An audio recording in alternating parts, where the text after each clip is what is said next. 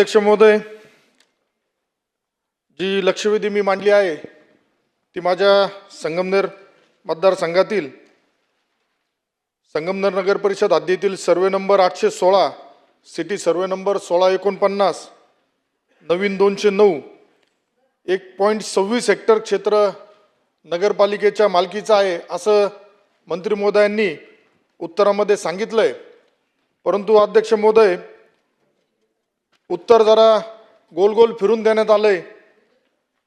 ज्या पद्धतीने त्या जागेवरचं जे अतिक्रमण होतं, पुनर्वसनाचा पावसाळ्यात पाण्याच्या याच्यामुळं तिथं त्याच्या लगत नाले असल्यामुळं 1975च्या आसपास तिथं नाटकी नाला प्रवरा नदी जवळ असल्यामुळं पूरस्थिती निर्माण झाली होती आणि त्यामुळं त्या भागातील लोकांचं पुनर्वसन हे इतर ठिकाणी करण्यात आलं होतं। ज्यावेळेस त्या लोकांचं पुनर्वसन झालं तर ती जी जागा होती त्या जागेचं नगर परिषदेने ताबा घेणं गरजेचं होतं, त्या दृष्टीने पाऊल उचलणं गरजेचं होतं।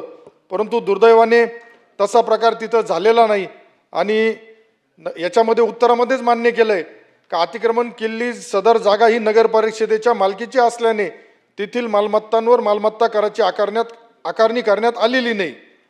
म्हणजे अतिक्रमण केलेली सदर जागा ही नगर परिषदेच्या मालकीची हे बी मान्य करायचं आणि मालमत्ता करावर मालमत्ता कराची आकारणी करण्यात आली नाही।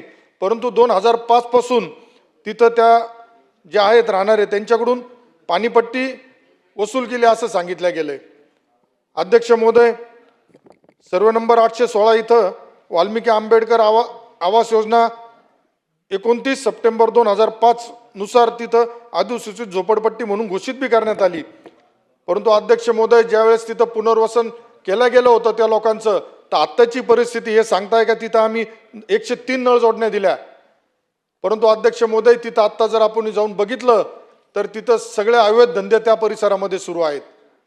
अध्यक्ष महोदय, तिथं गॅरेजेस आहेत, भंगारचे दुकानं आहेत। जर संगमनेरमध्ये कुठली गाडी चोरीला गेली तर ती गाडी तिथं 15 मिनिटांमध्ये जाऊन त्या गाडीचे पूर्ण स्पेअरपार्ट काढले जातात आणि अशा ठिकाणी या शासकीय जागेवरती जर अशा पद्धतीने होत असेल तर अध्यक्ष महोदय ही गंभीर बाब आहे।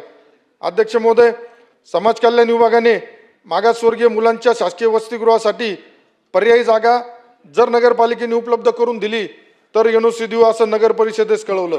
परंतु माझी मागणी राहील का यामध्ये मंत्री महोदय, जर तिथं आपल्याला ती जे अतिक्रमण आहे हे अतिक्रमण आपण किती दिवसात काढणार आणि अतिक्रमण जर काढल्यानंतर त्यासाठी मागासवर्गीय मुलांचे जे वसतिगृहाची मागणी आमच्या संगमनेरमध्ये आहे तर त्यासाठी आपल्याकडून प्रयत्न होणार का?